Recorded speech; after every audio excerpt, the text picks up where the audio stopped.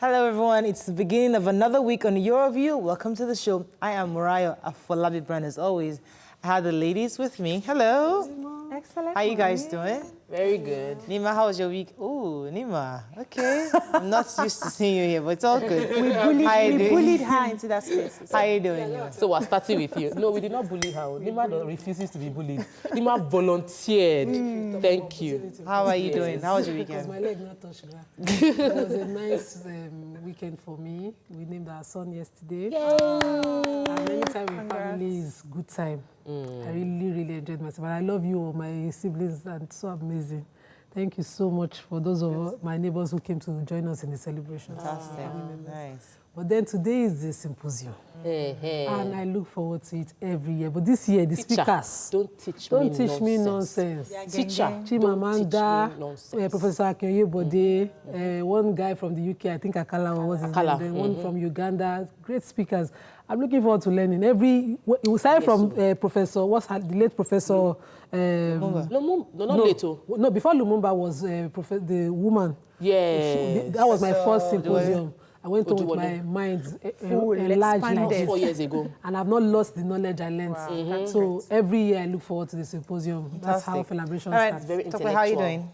I'm very good. The weekend was very... So we had a surprise party for my brother-in-law. After I did the shout-out. Oh, it was a surprise party? He had no idea. He was crying. Oh, God. He was crying. Like 50-year-old. You're going to make a grown man cry. It was just so touching. And I was pinching my husband that this is an opportunity for everyone to appreciate him, because there's sometimes that we will tell people in private, but say it in open in front of everybody. So people were standing up to say how he's blessed them, what he's done for them. And he's seen people that he spoke to in the morning, they did not know they were in Lagos. Wow. They came in from Abuja to Lagos. And he was like, oh my goodness. And it happened when you did your photo for your husband too now. And I really must appreciate Chinenye Odige for appreciating my brother. And she's putting me in a tight spot because she's my senior. She's setting standards this is the way the family is. I feel very blessed. My in-laws are wonderful. I'm married to a fantastic, there's no stress. They are loving, they are supportive. Thank you. You know, I shine because all of you are pushing me and polishing me to shine. Thank you so much. Fantastic. How are you doing? I'm doing amazing and grateful. How's our daughter? Yeah, we're discharged from the hospital. Hallelujah. You know, I spent Friday night, Saturday night in the hospital bed with her, but she had to run the drip all through. But we thank God by yesterday she was up and about. Good. And I missed my daughter's exit day. We're supposed to go out with her, pick her out, take her out and take her back to the hostel. So my husband was like, you're in the hospital, I can't go. I said, no, because it's all will kill you. We have to share ourselves. You go for that one with the boy. I'll stay with the girl in the hospital. And I'm glad that we're fine. I slept on my bed last night. Thank God. Kids recover so fast. When she said the girls already playing, I know. They'll be like, they want to die one moment. It's a great moment. Don't be deceived, though. Just make sure they are fine. Because they can be playing this minute and you're rushing back to the hospital the next one. True. How was your weekend, Mariah? Weekend was, I was in that traffic. I was in that crazy traffic. Thank God we're talking about roads today. I had to be at Ibejuleki over the weekend, and I was there 4 hours coming. Like it was, I experienced it, and I saw cars breaking down, those big Jeeps, God. Anyway, since roads are our topic, so we'll talk about it a bit later. But did you go for the Indomie thing? No, I couldn't. It was on that Saturday. I couldn't, but I'm sure it was. I'll get the reports from the event. I'm sure it was a great event. But it was a good weekend. I think I read Sunday. I refused to go anywhere. I was on my bed. Hope you went to church first. I didn't go to church. There were so many meetings for women. Can you come? Can you come into? All right. Last. I stayed on my bed. Because I was. My body was just. I was done. I was just done for the night. I was spent. Need that break. Anyways, a lot to cover today. Let's first take the front pages when we come back. We'll be right back.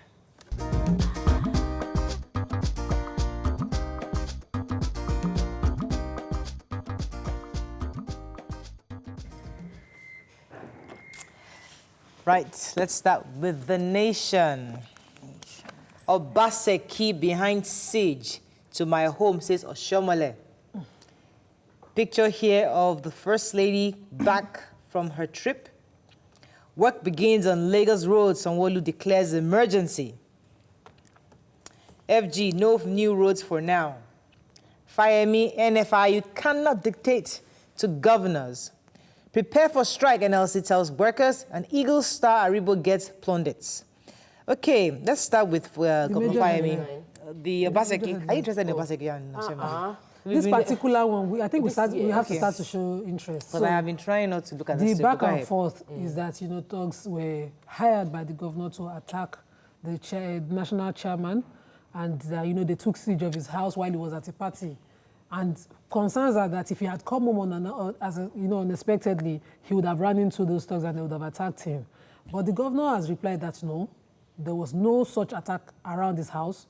But his party, his own side of the story is that they were on attack at his house, and then the APC youth had to come with police officers, you know, to disrupt that attack.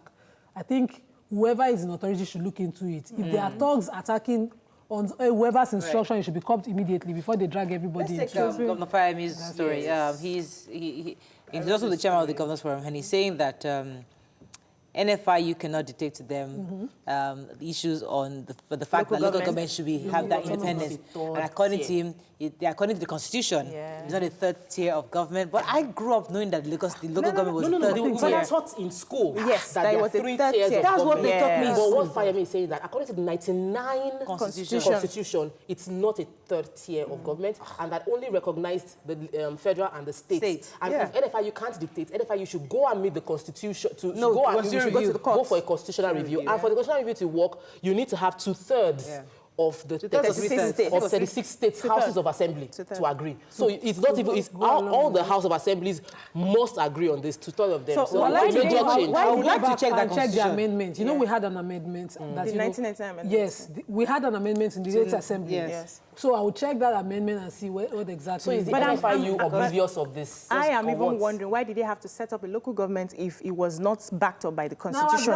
Now they should look through, is it working? How do they intend to reach I have to say, the grassroots? What they taught me was that local government is third. But now that he's telling us that the Constitution says otherwise, we'll go and check and confirm. Moving on to the Punch. Minimum wage, Labour governors talk tough.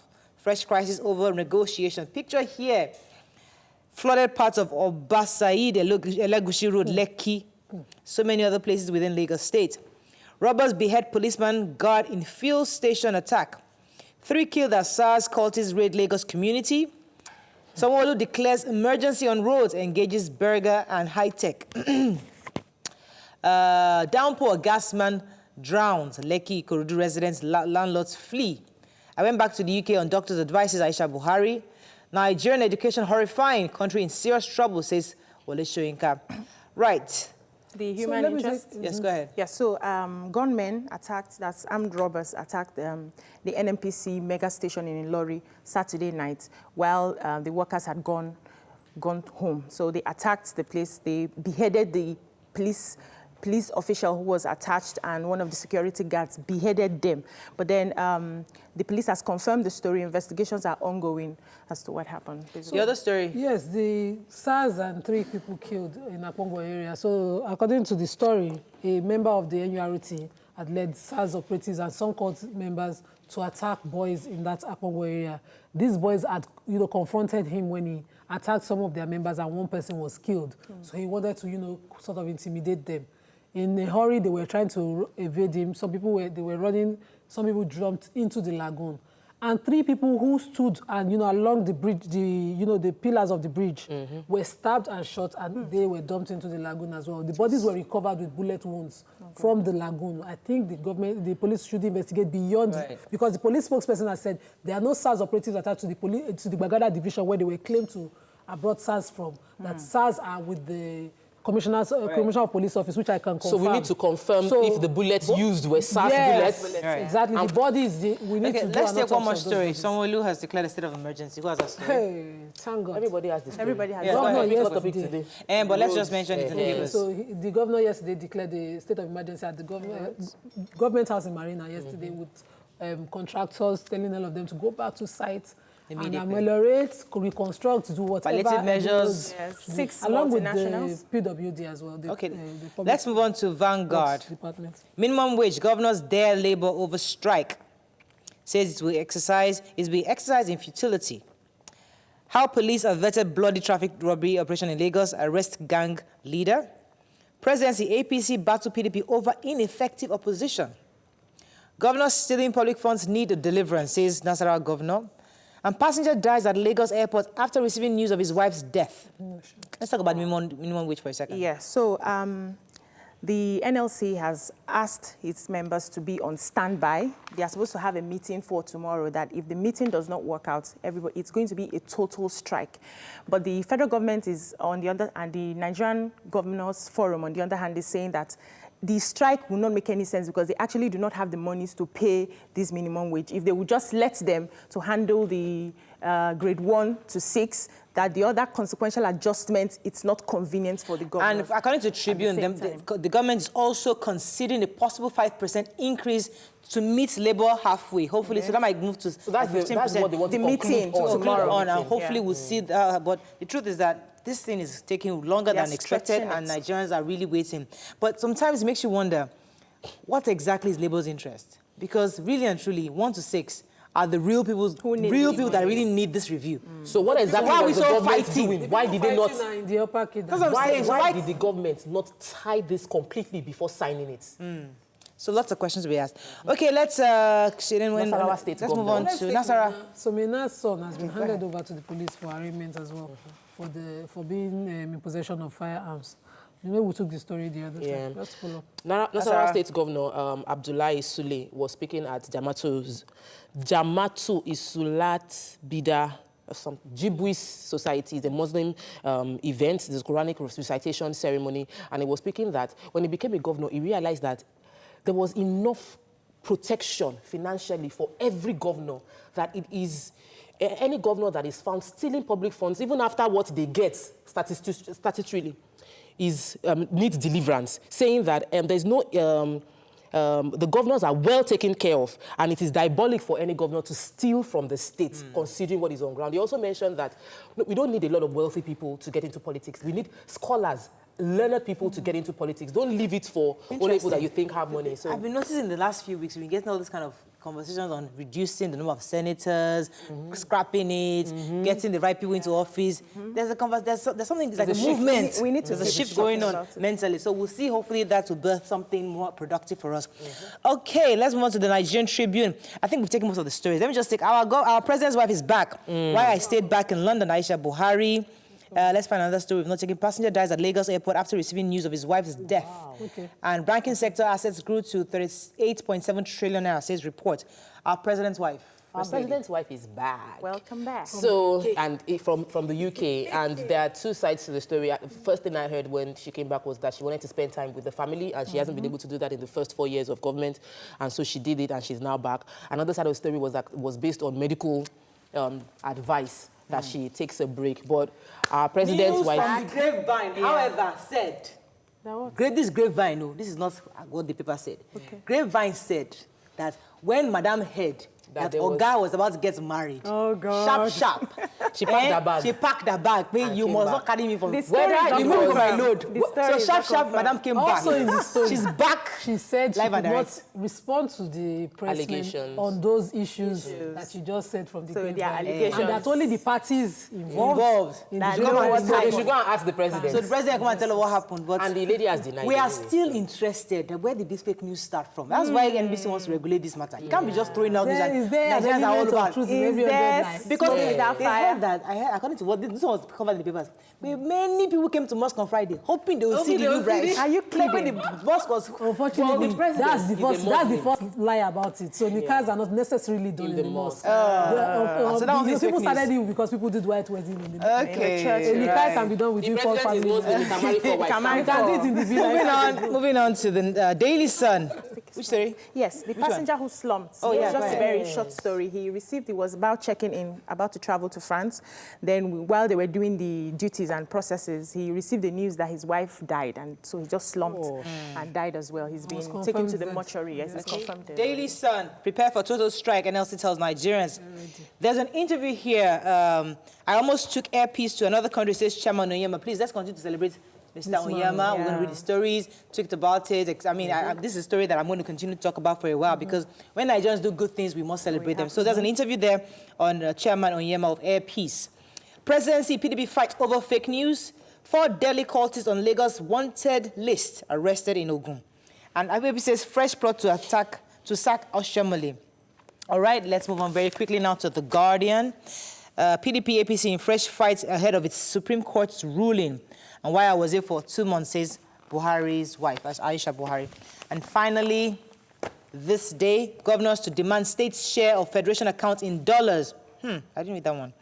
ASU crisis deepens as splinter group insists on registration. CBN support to power sector to hit 1.69 trillion naira. And that's all we can take on front page review. When we come back, it's Monday, lots of things happening. But one of the most important issues, burning issues for Nigerians are the state of our roads, both federal, local. And it's important that we let our viewers have the opportunity to express their thoughts on the roads in Lagos State and across the country. Stay with us, we'll be right back.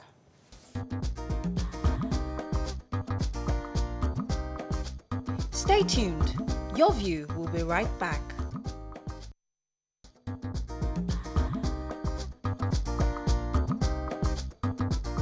Welcome back to Your View. Thanks for staying with us. So the state of our roads has been a major concern for Nigerians recently, especially after we've been warned that the rains are coming. And obviously, the government has tried to fix the roads. Unfortunately, it couldn't meet up with the time. And just over the weekend, I think on Sunday, the governor of Lagos State, Governor Babajide Sanwo-Olu, had declared a state of emergency on our roads and instructed all the companies to go back to site to ensure they fix the roads. But Nigerians are still complaining that the roads have really gone bad. And aside from Lagos State, all the other states across the state, across the country have had citizens complaining, lamenting on the federal roads. Although federal government has said that they will no longer make refunds to states that repair their own roads. He advised the states, as a Minister of Works and Housing, says that the states should concentrate on the state-funded roads. So we'd like to call our viewers and ask them, how are you managing, especially with the state of our roads? You can join the conversation 07080668014. You can also tweet to us at TVC Connect. Please hashtag YourViewTVC so we can read your tweets. My own experience when I was going to Bejuleki over the weekend was, I mean, up until the point, I think, after the LB as the first one. Yeah. Beyond that, the roads obviously haven't been fixed. So with the rains, the water, you couldn't see where the potholes were. We had to be taken one way. And that one way was already narrowed. Everywhere was bad, was flooded. You couldn't see the roads. So it delayed the movements continuously. So that was my own experience. But I know a lot of Nigerians had their own various experience. Let me come to you, Nima, because I know your own area too. It's always flooded. So maybe I hope I have like 1 hour to finish as a driver Lee in Lagos. So the Badagry Expressway, let me just start from there, has been undergoing constructions for close to 10 years. Both lanes that have been constructed, that, you know, we've moved to the service lane on both the extreme side. If you see those roads now, they should just not have started at all. They should declare and start all over. The other day we were talking on the show, and I was complaining about the material used for the roads. Yeah. The topography of Lagos is such that there should be a specific kind of construction happening in Lagos. Roads should be done in a way that it will take into consideration the number one factor that eats up roads in Lagos, which is flood. So a road gets flooded, it washes away the bitumen, little by little you start to see the granite, and that's it. That road is carved in. If you go to Lasu Isheri Road now, starting from Isheri, the potholes washed away by flood as well. You come to the Yanoba end of the road, there are no roads. I said if you want to turn, you have to go through Lasu and then come out at the other end of Lasu Gate. There are no roads. These are major roads in Lagos. Now, these are federal roads. These are federal. No, that's Lasu Isheri is a Lagos state road, but the Badagry Expressway of the road is a federal road. Okay. Now, on those service lanes that have been done, flooded, the CECC is just in front of the company where I was stuck in traffic for more than 2 hours on Wednesday. So I left Lagos at 3 o'clock, but I couldn't get home till 8. I walked into my house at 8 p.m., like this, sitting in traffic. There were no roads. So we're driving on the walkway. All buses, all cars, 5 lanes had to jump into one. Drive. No, there's no way. Cars were breaking down in water. Let me come to you, talk about your experience so far. My experience so far is that the rain exposed our incompetence as a country to fix and do things right. So every road we have that seemed to be manageable just from having 4 or 5 days of constant rain, led to us having a major crisis everywhere. Talk of Ikorodu. So our inefficiency just got exposed. And for us to fix, I had this, I couldn't come home on Saturday, because a trailer, what was it, trailer, the carrying fuel, a tanker fell on Otedola Bridge. Another one, we've had a series of like 4 this year. And it fell in that place, and there was gridlock, it was blocked. So people couldn't come, people couldn't go out. And that is just one of all the issues that is affecting us. So I realized that Governor Fashola is saying that... Not Governor Fashola, Minister. Currently, Minister Fashola is saying that the federal government will no longer refund states for fixing roads. And everybody was screaming that, oh, it's already bad enough as it is. I think we should even scrap the concept of federal roads. That, for me, is a solution to solving. Every state should take ownership of the roads in your domain. The interstate roads. Yeah, exactly. That's what I wanted to say. To the point of your state, it will be take difficult. ownership. Right. Work with the other states. Unless we do that, we will keep on abdicating responsibility and say, I think that would be very difficult to navigate because of the way our states are connecting to each other. It will cause another issue. But for me, I would rather that the states stop putting money, the so-called money they claim they put in the federal roads, because I had to make a call yesterday to confirm the Enugu Onitsha road is terrible as we speak at the moment, and that is a federal road. The Bini Ekpoma road, it's bad. My mother-in-law went past Bini Ekpoma, Bini Awuchi, Bini Saple road is terrible, and these are federal roads. So when they say that they want to collect refund for the monies they put into the federal roads, I'm asking myself, which of the roads did they actually walk in? So I also want us to, the problem I have is that we don't have a framework on what is going to work for the peculiarities of the problems that we're having. Yes. So we know that we have a growing population. We should be very, make sure that the materials used for the road are not substandard. I was happy when the governor of Lagos State said he's consulted with about 6 multinationals, and he mentioned Julius Berger. But they should, aside from the fact that they are multinationals, we shouldn't just trust them like that. We should investigate the materials that are used. The Lagos one is even interesting because, actually more sad than interesting. Gentleman AGK was killed. His name is Kingsley AGK. He was swept away by the flood resulting from Saturday's downpour. He was actually going to deliver gas. And he didn't, of course, the flood covered all the roads that are being constructed right now, and he did not realize that he got into a tunnel. Happened in Ibadan. Yes. 2 people died. So a woman and I think 3 children too were killed. So let me quickly... I want to jump on what she said. Okay. And you mentioned it too. So why are we consulting with Julius Berger and these companies when we have professors in engineering in every university in this country? While we are working on Quick Fix has brought us this far. We have been a democracy since 1999. So that means we have been in this quagmire for 20 years. Let me land my point. Okay. Because at the end of the day, what we keep doing is we patch it, it comes up. Same spot, we patch it, it comes off. We're spending is like a stitch in time fix 9. Right. We're not fixing it, we're doing temporary measures. Right. If we understand locally, generating local solutions to the problem that is plaguing us as a nation, which is like potholes. Okay, you're right. It's common sense. So let them solve it. I want to quickly refer to the construction happening on the Oshodi-Apapa Expressway right now. Okay. So they're building platforms. I would call it constructing concrete that they will lay. Okay. So they're no longer pouring just cement and all that. Okay. They're constructing it right now that that they will lay. And that construction is why we are sitting in traffic for hours. I wonder how the traffic this morning was up to this morning already. So those are the kind of materials we should Let me take this call from Yakub. Yakub, are you there? Morayo, good morning. Thanks for calling. Go ahead, please. Good morning to the call. Morayo, I think I agree with Mama Baby Fort that the minister says that the state should stop doing the federal government road. Now, the question is this. Where is the federal government road? Who is fight that road? Are we not the same people that live in the state? How could you be telling us there's a federal government road and then the road is bad? Morayo, I've stopped taking my car like Lagos Abeokuta road. Almost a month now, I carry up it. Morayo, you see, this country, we need our legislation this time around.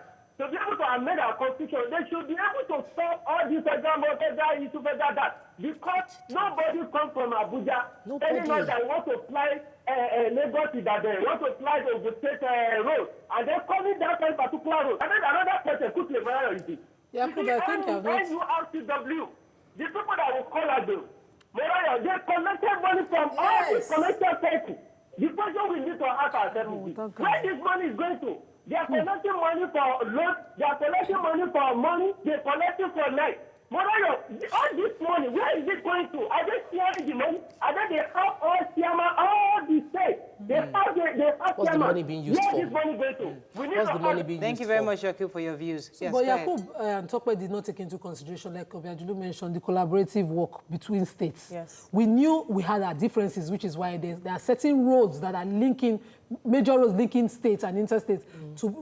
That's why they are marked as federal government roads. Yeah. Now, if Lagos State, for instance, were to do, which was what happened during Ambode, they did the Lagos parts of that Ogun State road to YK's area, and the Ogun State end of it, what will happen? They didn't do our own. So let there be a platform, for instance, where all governors can put in state roads, federal government roads within their domain that are not good, so and compel government to do it, which happens within Lagos. Because remember, at the time where we had the classification of states and federal roads, population hadn't expanded to that point. So we could actually clearly tell where the federal roads were. But now, it's blurred. Morayo, at the end of the day, the challenge we have now is that the solution, the current system hasn't worked for us. The current system, Fashola said that he's been given 156 billion naira to fix the roads, and it needs over 300 billion to even pay for what is already on ground. That is already on ground construction. So obviously the government can't solve the problem. The states will say that states have not paid salaries. How will they not fix roads? So if as long as there's a gap, I can say that this is not my road, it's for the federal government. Yes. But when the state takes responsibility for the states, we know the roads. Okay, we can I'll come to you, Angela. Right. Let me take Alaji Subara. Thanks for calling. Go ahead, please. Yes, Moraya, good morning. Morning. Yes, Moraya, if there's another word, in another word, more than worst, we should use that word for, Nigerians road. It's more than worst. Both the local road, both the federal road.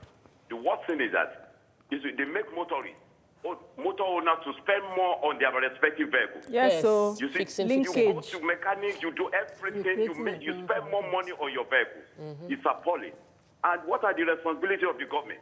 The responsibility of the government is about their welfareism. So Nigerian government has failed us in this respect. And you are asking for tax, you are asking for tax, you are asking for VAT. What kind of issue is this? It's appalling, Murayo. Okay. Thank you very much. There's a lady, I know, in an interview with Punch, says that his 2 cars were actually damaged in his house, parked, because of the flood. Come to my area. So it's beyond commuting. The Lekki area got flooded. Even people were almost above knee high. So if you have a low car, it means that water gets into every area. I passed that area. I don't want to mention the name of the brand. Jeeps that cause SUVs are submerged in my area. We're breaking down like toy cars inside the water. So the cost. So are we calculating the cost? Yeah, I'm even happy with Minister Fashola he was saying this morning that in the papers that they are not even going to start off any new roads as it is. So the monies they have right now is to focus on the already existing roads that they've been working on, under construction already. So I'm just very concerned about them following up on the contractors who are going to be doing this road. And the quality of the roads they are going to be doing. Somebody should be regulating and supervising the roads, yes. Number 1. Number 2, states like Lagos, their population, only roads cannot deal with transportation again. Let's start to look to our rails. Rails are extremely important. They're working on the roads. Interstate. We should start to look to our waterways. Lagos is not even utilizing waterways. They couldn't even decongest the canals for the rainy season. They're not looking into waterways. Somebody said they spent 6 hours from Yanopaja to Yaba. I spent 4 hours. Imagine me going to Lekki on Saturday. If it wasn't for the rain, I would have just taken a ferry and I would land in Lekki. So I think that, for me, Lagos State Governor reactionary move on Sunday that they are declaring state of emergency, when just 2 weeks ago he was saying they wouldn't fix the roads until after the rain. Well, he had... was pressure. He was responding to 3 months before the rain. He was responsible. Yes, so he's reactionary. Let's be fair, he came in May. He's a good, yes, he came in May, fantastic. But we knew it wasn't a transition from one different party to the other. So he knew the system. Yes. He had access to the governor before coming into power. He knew what the problems were going. So what I expect more, and I think that Lagos has enough money to create these palliative measures to ensure that we're good and then have a long-term plan. And we have a blueprint, long-term plan. We want proactive measures, not reactive. So going forward, yes, you are making palliative measures. However, going forward, what you're asking is Lagos that is let us have a proper plan. Lagos is largely below sea level, so there's no way. The public works department, if well utilized by the past governor and the present one, would have really reduce the suffering of Lagosians. I remember during the Fashola Day, I saw the public works doing the entire Old Dojo Road, and they will control the way the tankers will park and they will construct their work. So it made life easy for people. Unfortunately, that's all we need to take on this. But as I said, hopefully, as now that the governor has made that state of emergency within the state, hopefully all the governors too are doing the same within their states to fix the roads. And the federal government, a few tweets, I have to run off. Okay. Olarotimi says, Mina, the capital of Niger State is currently cut off from the rest of the country as all federal roads leading into the capital are completely bad. And Amagbalaho says, for me, I think one of the many possible reasons we experience such deplorable road infrastructure is due to lack of drainage to allow for passage of waters. Many of the roads lack proper drainage and waters will force its way back. Roads get spoiled faster that way. Okay. Good. All right, that's all we can take on this. When we come back, we'll discuss other topics. Stay with us. We'll be right back.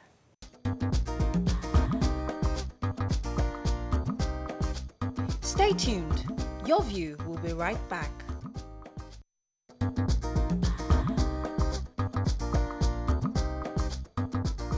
Welcome back to Your View. Thanks for staying with us. So moving on to other topics, the Nigerian Senate, according to reports, said that they would like to reduce the number of political parties participating in elections in the country from the current 91 to 5 through legislation. According to the chairman of Senate Committee on INEC, Senator Kabiru, says that this committee is really committed to reducing the number of political parties to save taxpayers' money. Now, if you recall, the elections this year was one of the most cumbersome because of the fact that there were so many parties represented. So I'd like to hear your views on this proposition. You can call us on 070-8066-8014. You can also tweet to us at TVC. Can I please hashtag YourVTVC so we can read your tweet? Yes, some agree. In fact, many agree. However, others are saying it's a constitutional right of those who want to seek office to actually have their own political parties. Does that not undermine their own right to have a party, to have their own party? Let me come to you. Start with you, lawyer. So it's beyond having a party. The party has to have a particular framework within every constituency. This is not about every state now. It's beyond that.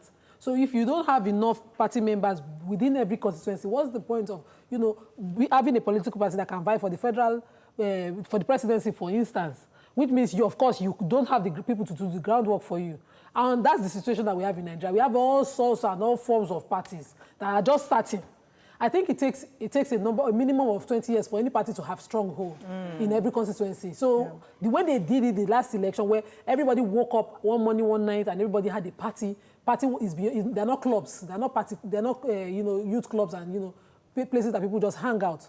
It's beyond that, and you cannot because of your interest or your right to want to vie for an office, come and compel government to expend money for that frivolous right that you've not worked for. Yeah. So for me, according to the amended Electoral Act, they have said that any party who does not win a seat in the general elections will be deregistered. So for me, this is a step in the right direction in the sense that it will enable, if we have less political parties, we will be able to have political parties that have different ideologies. The problem we have is that we don't see ideologies of these political parties. Even the so-called major parties that we have, two of them have almost the same ideology. There's no difference. And that's why you can be a PDP member in the morning and in the afternoon you're an APC member. No different ideology. So if we have less political parties, we'll be able to streamline, and it will even help the electorate when it comes to voting. So your choices are not scattered everywhere. You're trying to filter it. Nigerians have always complained about the issue of godfatherism. Now, if you reduce the number of political parties, it's only going to make that rife. Because the truth is that everybody now, if you're not a member of this person, you're not compelled to join these 5 parties. But when you have the freedom to have your own party, you don't need to be compelled to actually succumb to the rules of any of one of those political parties that are not interested in their ideology. So we don't actually have political parties. We just have political platforms. And people join because they want to achieve their political personal aspirations. So, and that's been on ground. So when people are in APC, they see that they cannot achieve it, they will move to another party that will give them the platform to go for what they want. There are developed countries that have perfected how to achieve this. Godfatherism can never be taken out. We need mentors, we need people that have been on ground.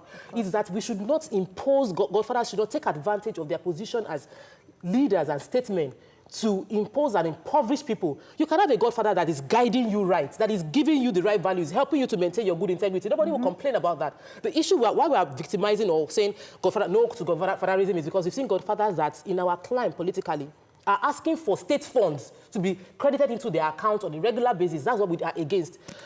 Thankfully, I'm happy that we're moving in this direction. I think it's a fantastic one.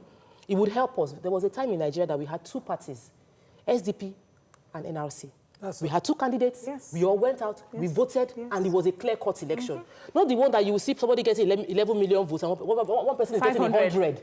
You know, so I think that we don't need to have parties to strengthen our democracy. We need to have structures to strengthen our democracy. Let me take this call. Good morning, are you there? Yeah, good morning. Go ahead, please. You're live, go ahead, please. All right. I want to contribute about the road issue. Go ahead. We can understand. Hello? It's your view, let it count. Go ahead, please. We can relate. Yeah. The road in Abeokuta Expressway is too bad, my dear sister. It's just too bad. It's something else. Please, it's too bad. We are suffering here. We are suffering. The suffering is too bad. And we voted them in. Please, can you tell me the Babajide Sanwo-Olu or whatever? Please. We can't go, we can't come in. That's a federal road. That's a federal road. Out of the east, please. Okay. God. Thank you very much. Back to the issue concerning, yes. Yeah, so for me, political parties should be like having, genuine alternatives. So you see that this party has this particular ideology and we believe that our own political party will make a change and make it better. So we are not just flowing because we have our, personal interests. So we should look into having less political parties that have different structures that can stand. So they are proper, genuine alternatives to each other, not just having a flood of a pool of, parties that just waste people's time. Nkem Bakwa says, on the issue of political party, there's a major need to reduce the parties. And I think that a lot of Nigerians are tweeting, it's the same thing. Everybody's just agreeing with what they are saying. And I don't think we can all be wrong. The way Nigeria is structured is such a complex, difficult, different body union of different tribes, tongues, and, it will be hard if we say everybody should have their own party. Freedom. So I can have my party from the Esako, Obiajulu can have hers. But if we have a party structure that, has worked and reached out to all these difficult zones, that person must show fitness and properness for them to become a party. I think that's so I think since all Nigerians seemingly generally agree on this perspective, we can move on. But I know there are lots of tweets on the other topic. Go ahead, take a few tweets. Olakunle Mabogunje says, government asked us to do roadworthiness for our vehicles, while their roads are the ones making our vehicles to be unworthy on a weekly basis. I'm fed up with the system in this country. Ajayi Olamileko says, I won't take that. Okay, Omogbola talks about the party, says, who told Mo that we have political parties? We only have platforms where people try to actualize their political aims, and once that is not realizable, they jump ship and move to other parties. If they are known with ideologies, they won't prostitute. Akunwobi Atinuke, is that the one you read? Ijede Road says, Ijede Road is a disaster. That's Ikorodu. The roads are so bad that when it rains, the flood covers the bad spot and make you clueless of where to pass. It even removes a part of your car, which you can now start replacing at the end of the day. Remove that. It's terrible. Okay, I think we can round up on that now. Let's move on. We have a guest in the studio already. We're moving on to the other topic, which is analyzing the economic model and its effect on extreme poverty. Stay with us. We'll be right back.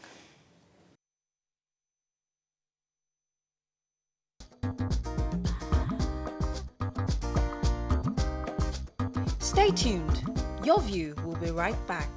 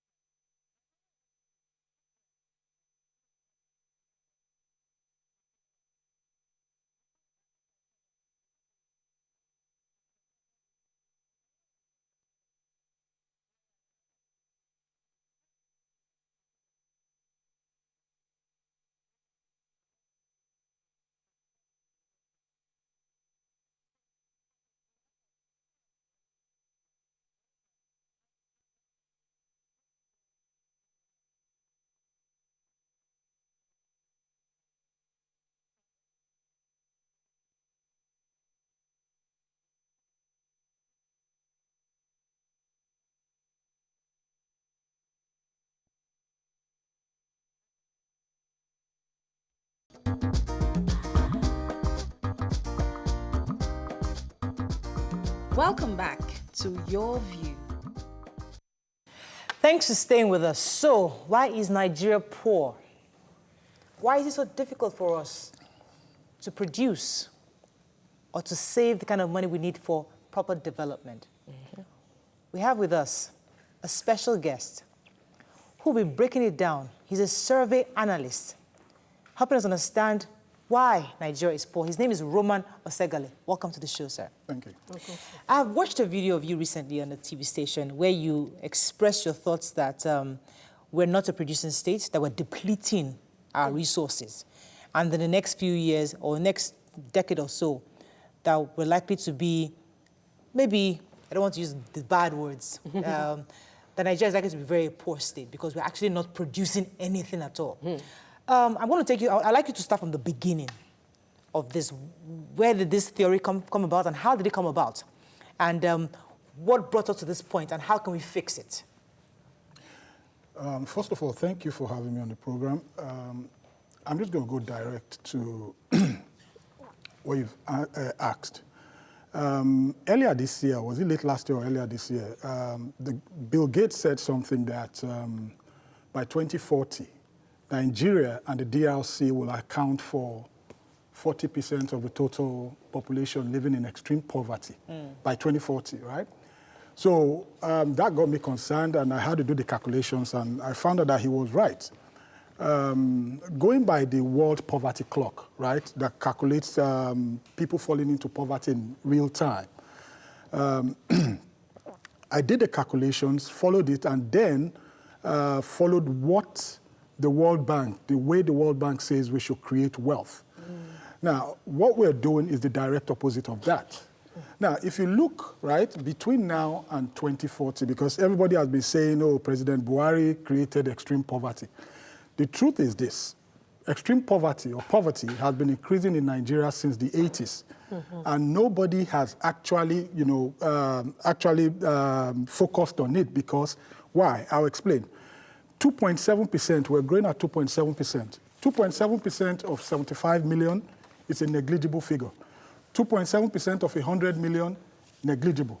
2.7% of 150 million, you start to see the figure. 2.7% of 180 million, of 200 million, it's a disaster, right? The reason why it's so prevalent, and you can see what is going on now, it's our growth rate, which is not also helping. And I'll break it down further. When you say growth rate, is it the economical growth or the population growth? Population growth rate. Now, between now and 2040 is 21 years, right? Now, if you look at it holistically, between now and 2040, we're going to have 4 presidents. Remember, the man said by 2040, we're going to account for 40%, and DRC and Nigeria will account for 40%, right? So between now and 2040, you have 4 presidents. That is, President Buhari will finish his tenure in 2023. Between 2023 and 2040, 17 years. If everything goes right, you have 2 presidents doing 8 tenure each. And then, 8 years, that's 2 tenures each. And then the last president, the 4th president will be in his 1st year in office, right? Now, what he's telling you is that irrespective of who sits in Aso Rock, there'll be a crisis. No, that poverty will continue to increase. So it's not a person thing. It's a system thing, right? The system, Nigeria's economic model was never designed to create wealth. It was designed to impoverish the people. When you look at a system is run by processes and procedures. So when you look at those processes and procedures, it's easy for you to tell where a system is headed. And that's the prediction. You can look at Nigeria and say, Nigeria, this is where you're headed. And for him to have compared Nigeria and the DRC, there are 2 things happening. These 2 countries account for a whole lot of the mineral resources in Africa, right? So why are these 2 countries going to account for 40%? Because certain countries are benefiting from the situation in those countries? Yes, we will get to that. For instance, we refine our crude outside? Yeah, we'll get to that. But you see, in the 80s, now, why are we increasing extreme poverty? In the 80s and 90s, the World Bank found out that a lot of countries were increasing GDPs, right? And it was a good thing that GDP were growing, right? But the World Bank now also sat down to find out why these things, why the growth was happening. And their findings took them to the point that a lot of countries were actually depleting their mineral resources, turning them into liquid cash, and they were spending, right? So what the World Bank now did, they now went back to their drawing table and said, look, we really need to define what the wealth of countries are, right? So they did that through the research, and they came out with 4 broad categories of wealth for countries. Namely, the produced assets. Second, the human capital assets. Third, the natural assets. And the fourth, your net foreign assets. I'll break it down. Your produced assets are your infrastructures, right? Your machineries, your manufacturing, your infrastructures, power, roads, highways, seaports, airports. Those are called efficiency drivers in the economy. Then the second one, which is the human capital asset, that's you and I, right? Education, skills, innovation. Then the third one, which is your natural assets. Your natural assets your natural assets are your forestry, your waterways, your gold, your diamond, your crude oil, right? Now, your gas. Now, but under the natural assets, it's subdivided into renewable and non-renewable. Now, the renewable, what is the renewable? The ones that you can replace. For instance, you have a lake, right? Now, that lake can hold maybe 80 tons of fish, right? And then everybody starts to fish, and you deplete the fish in that lake to maybe 20 tons. And government says, you know what, it is time to stop because we've depleted that asset. So what we need to do, we're going to stop fishing for about 6 months. The fishery agencies raise fingerlings, right? And then they introduce them and say, okay, you know what, nobody fishes for the next 3 months until this fish matures. So by the time those fish mature, you now have maybe the assets in that lake, the fish assets in that lake, is renewed. It has increased to maybe 100 or 120 tons, right? That means you've renewed your asset, you're richer, right? Second is your forestry. Right?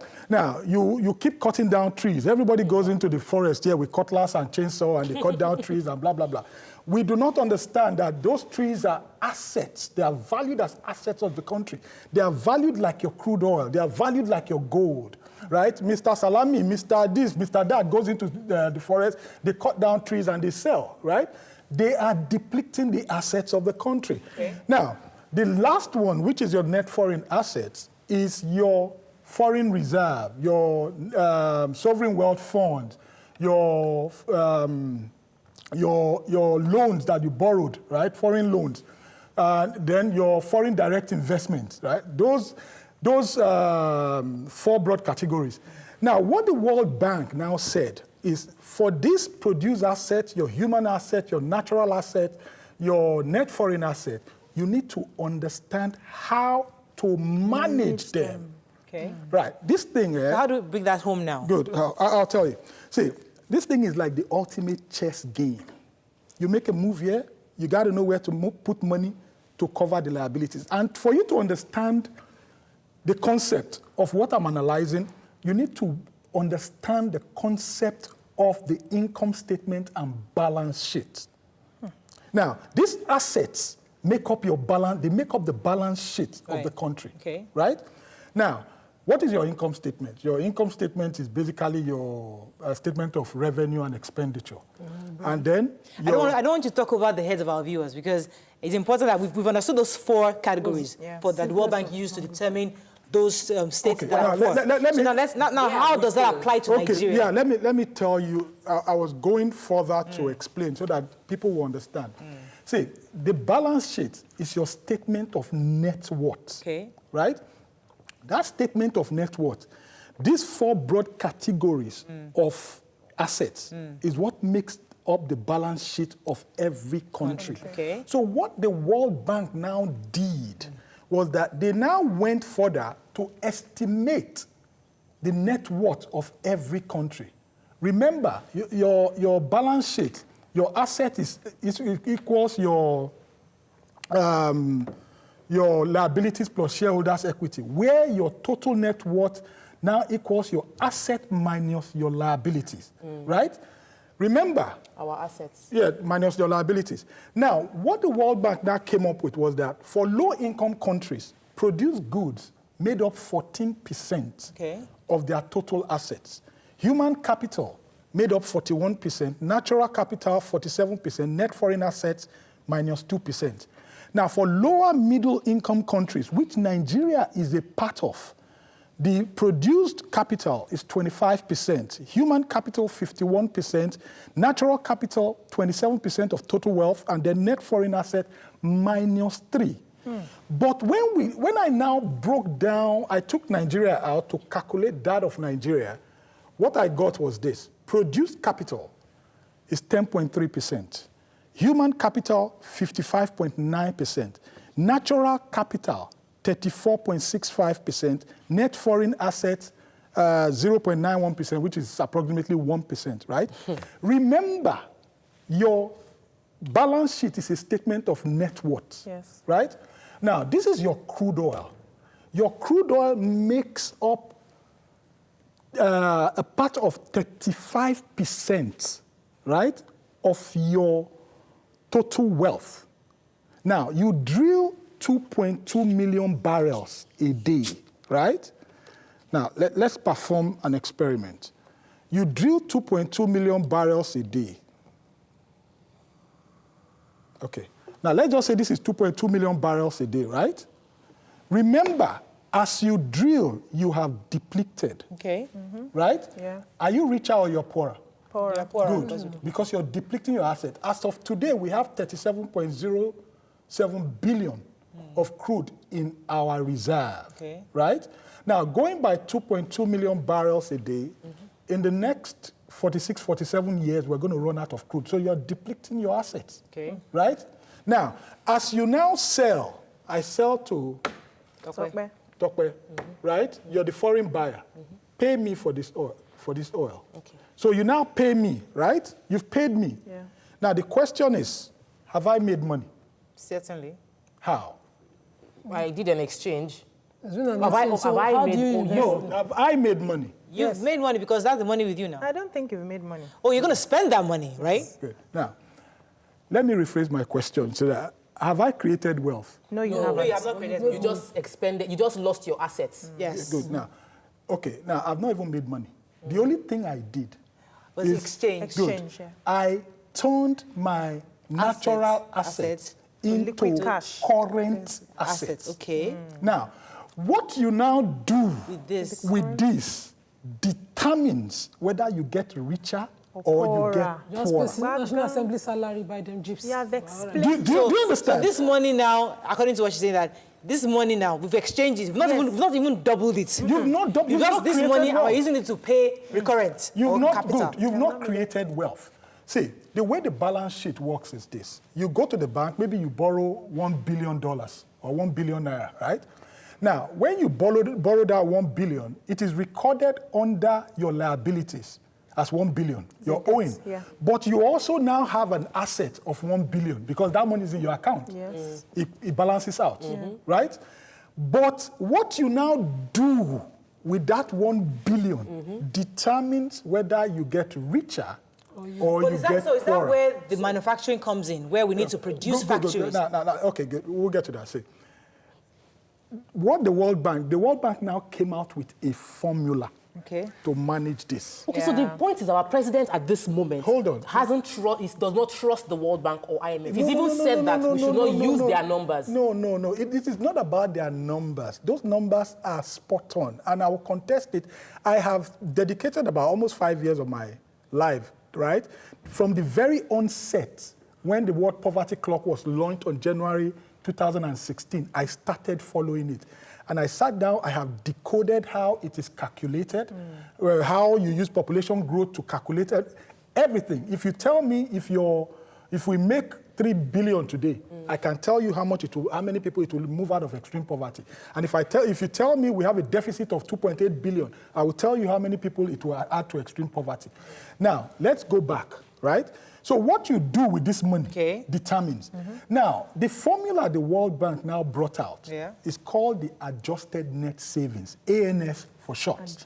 Now, what is adjusted net savings? Adjusted net savings equals net national savings. That is what you already have, plus education expenditure, minus energy depletion, minus mineral depletion, minus net forest depletion, minus damages from carbon dioxide emission, and minus damages from particulate emissions. So this means the money should go to education. Good. Now, see, education is a whole lot. When you invest in education, right, there have been think tanks that for every dollar you invest in education, it gives you return, right? Now, that education, the way the balance sheet works, right, that your asset equals liability plus shareholders' what? Equity. Education is what turns the money around and gives you return that will be recorded as the shareholders' equity that will now reduce your liability. Long-term taxes. Good. Spot on. Now, you see, the Western world will say, I invest in you, right? The returns that you keep paying till you die is those taxes. Is the taxes. So there have been different think tanks, right? Some say if you go through pre-K, for every dollar you invest, you get $7 back. If you get to high school, for every dollar you get $11 back through that person's lifetime. Some said if you go through university, you get $16 back. Some have even argued that it's as much as $22 to $25 to $32. That's the government calculated his investment. And that's why that's why there's this school loans for people abroad, because they know they get it back. Go ahead, you said in the beginning that the IMF have come out with what they have, what the solutions they've given for countries who are ready to create wealth, and we are not following. We are not following. See. And are you telling me now that our economic advisors are not aware of this, or they are aware, but there's a deliberate attempt not to follow, so that they will not, I can't answer that. I can't say what Mr. A or what Mr. B knows and does not know, right? Okay. But I am telling you, I can sit in front of anybody and defend these figures. I can sit in front. Look, these are real-time figures, right? We create. The World Bank also said between the 80s and now, we've been having 2.6% de-savings. No, de-savings. Now, if you look at it, our budget is always on the deficit, right? Good. You're depleting this. You're depleting your assets, right? Your budget is in the deficit. Your expenditure supersedes your income. You're getting poorer. And as population increases, you're getting super poorer. So the advisors, because recently the Minister for Economy, what's her name? The new lady. Oh, okay. Minister for Finance was saying that, it's not about how much we are owing, but how much we can earn. Saying that, we have the resources to generate. Debt is not bad. Debt to GDP ratio. Debt is not a bad thing. Debt is bad when you take that money and you are living a frivolous life. Yes. Do you get it? Debt is not bad. If you borrow and you put it inside infrastructure. Remember, I said when you borrow, it's recorded against your liabilities. At the same time, it is recorded against your asset. Yes. So if you borrow like maybe $10 billion, for instance, and you go build bridges, you build highways, you build railroads, right? That same 10 billion will be recorded against your asset and it cancels out. Okay, sir, I want to ask you a question. Because according to what IMF is advising, yes, it makes sense to invest in education. We have the numbers. But our governments keep saying that they want to invest in infrastructure. So how do we balance investments in infrastructure and its return, as opposed to investing in education and its return? Knowing that Boko Haram and all the kidnapping that we're having is based on lack of education has given us this. Okay, I'll tell you something. Bill Gates came to this country and said that the Economic Recovery Growth Plan, right, that it was good, that we are investing in infrastructures, but it does not meet the needs of the people. And Bill Gates will not come into this country to start telling us the real issue. He will only tell you things on the surface, right? It is left for you and I to go figure it out. This is what he was telling you, that your economic recovery and growth plan does not meet the need of the people because your lack of investment in education will not give you returns. People don't have the education. The thing with infrastructure is this. It's good. But you see, over time, your infrastructure starts to depreciate. Yes. They minus all those things from your balance sheet, No, right? over time it's immediate. Yeah, over time it depreciates. But education does not depreciate. It keeps giving you that return. Maybe because I wanted you to touch on this issue of renewable energy. Renewable assets that we have. Yeah. The fact that you mentioned something about forestry. Yes, that was where I was going. Say, finish your question, please. I needed to understand. Yes, we have people cutting down trees all over the place, and it's going to take a lot of investment to build forests. It's not something you do overnight. But right now, it's being cut down. Now, it's not obviously it's renewable, right? But now, how do we find a way such that we reduce the amount of assets being depleted without being renewed? There are two things, There are some sinister things happening in this country that nobody is even looking at, right? Nigeria is being plundered. That's the truth. Has been plundered. Yes, we're being plundered. And I'll explain to you, that was why Bill Gates said Nigeria and the DRC. Those two countries rich in mineral resources. The DRC has been continuously plundered since the 60s. If you go to places like Northern Kivu, Southern Kivu, Goma, Kisangani, right? They are all controlled by rebels. Right? Now, Eastern Congo, they steal all these mineral resources, they cut them out. The formula says minus net forest depletion, minus energy depletion, minus mineral resources. It doesn't say whether legally or illegally. See, let me tell a story. You have a warehouse, and in that warehouse, you have, let's just say, 25 million naira worth of goods. Every day, you move 25,000 naira worth of goods to the front to sell, right? Then, out of that 25,000, 30% is your profit. That is about 7,500, right? Now, that's your gross profit. So by the time you remove your operating profits, your phone card, your fuel, your electricity bill, maybe it goes 3,000 daily, right? So your net profit is now 4,500, right? But there's a bad guy in that neighborhood. The guy borrows every day or breaks the wall. He steals goods worth 5,000 naira from that warehouse every day. By the time you balance your books, right? Hypothetically, you've made 7,500 as profit, right?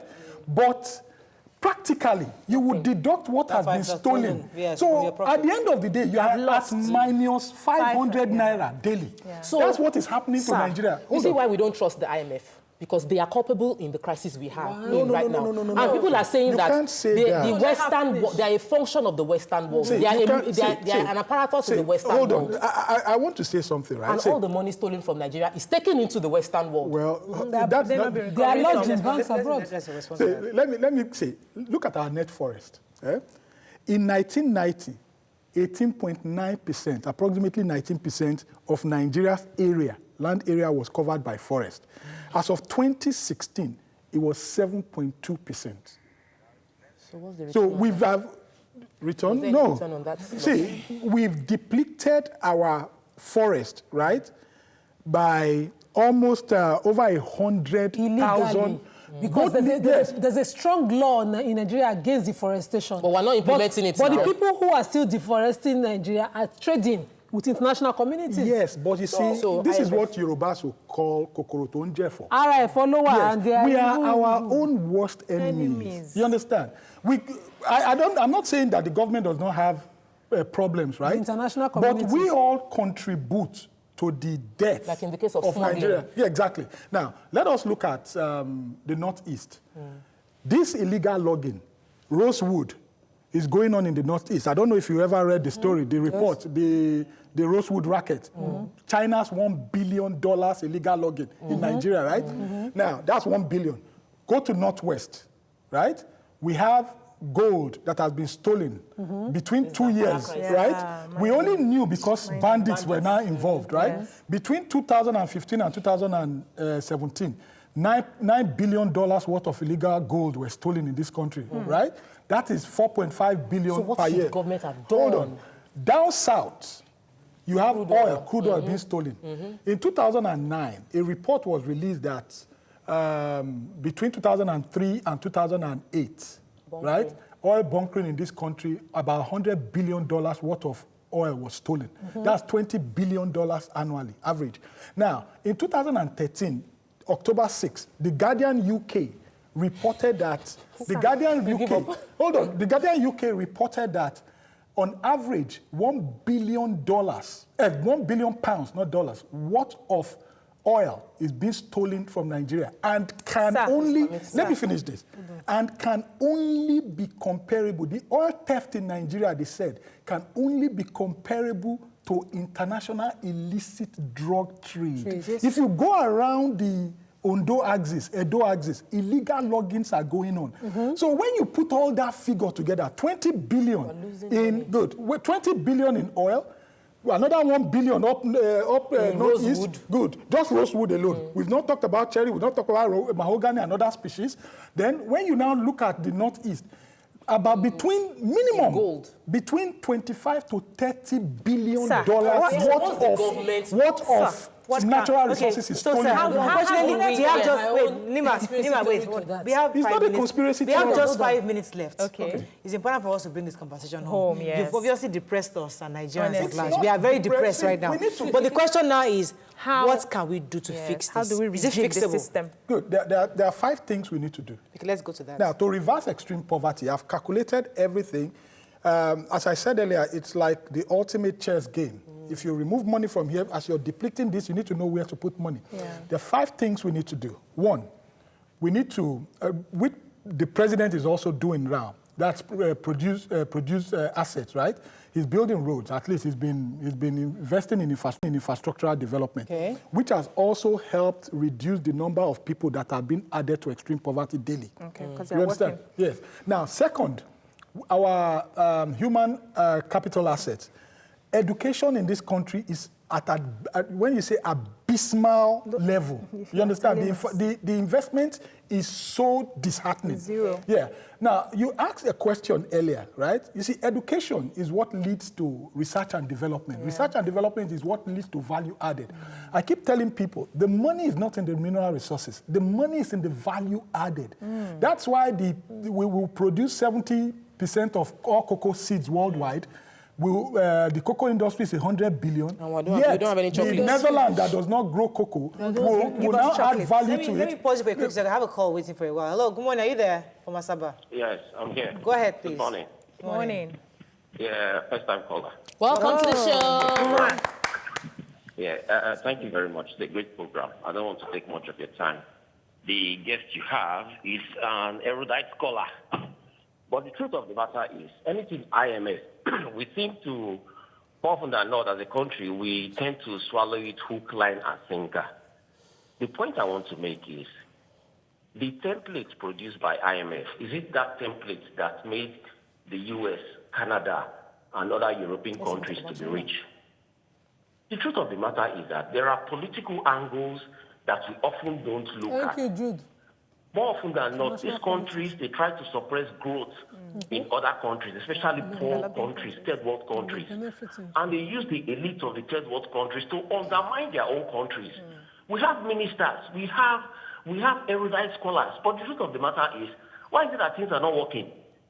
They are deliberate. They are deliberate attempts to keep third world. Fantastic question, Jude. Let me come to you. Now, see, the same matrix is what is used worldwide. I have done presentations where you look at education expenditure. For instance, the US, right? Their education expenditure is hitting about $1 trillion, between the $900 billion to $1 trillion range. Go look at Canada. You look at Germany. You look at, when you go to schools abroad, look, I have a daughter who is supposed to go into university next year. And we went around the schools she had picked, to go do some survey, right? They take you around as a potential student. About 5 universities. And I told her, I said, you know what? There was one I liked. I said, if you come here, we're both going to become students. You understand?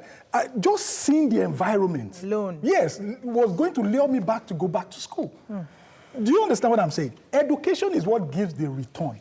Our education expenditure here, there was a time I mapped out education expenditure and economic growth. And India has done it. Yes. India, China, what they did was to invest in education. We were talking about what we needed to do. Education, we've talked about that. Then the renewable part, we need to now start renewing our natural assets.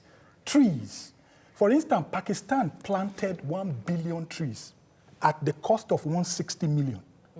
Now, if you go to tree value calculator, India planted 50 million trees in one region one day. Another region, they planted 66 million. In Philippines now, if you do not plant trees, you can't graduate. They've calculated that for a whole generation of 100 years, right? By the time people are graduating, for 100 years, they will have planted 525 billion trees. Do we have space to plant the trees? We have space. Everybody's building. We have space. No, There's deforestation. because we are in Lagos. There's deforestation everywhere. Deforestation. We have deforested Nigeria to the tune of all our assets, right?